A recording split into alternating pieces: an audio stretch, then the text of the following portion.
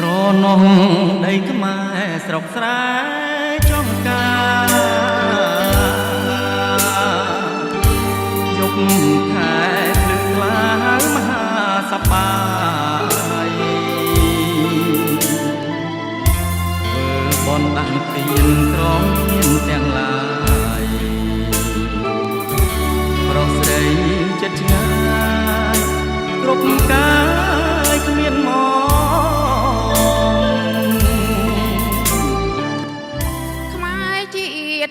ជានោមគ្នារួមរក្នុងនាមកតយងរតាមតំណស្គាល់ញាតិឆ្ងាយចិត្តស្គាល់មិត្តអូនក៏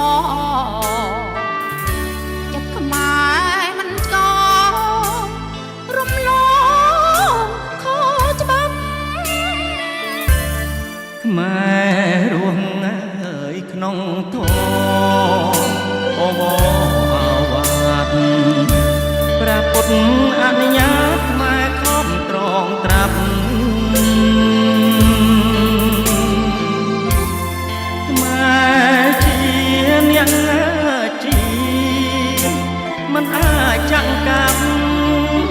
ខ្លាចខុសនឹងច្បាប់ព្រះពុទ្ធសាសនា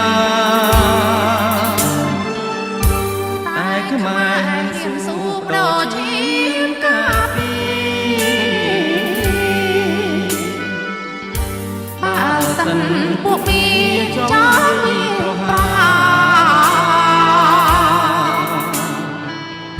ចង់ប្លន់ទឹកដីបំបត្តិសាសនាយើងជាខេមរាប្រាថ្នាសងជា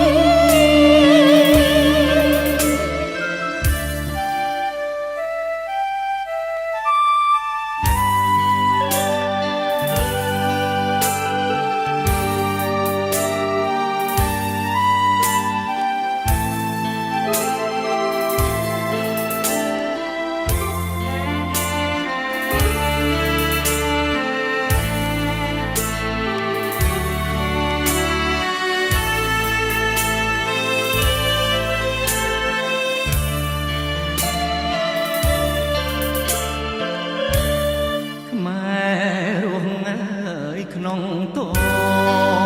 បបអាវ៉ាត់ព្រះពុទ្ធអនុញ្ញាតខ្មែរខំត្រងត្រាប់ខ្មែរជាអ្នកជាមិនអាចចាក់កាប់ខ្លាចខុសនឹងច្បាប់ព្រះពុទ្ធសាសនាខ្មែរហ៊ានស៊ូបដូរឈាមកាពីបើសិនពួកមានចង់វិជាប្រហាចង់ប្លន់ទឹកដីបំបត្តិសាសនាយើងជាខេមរា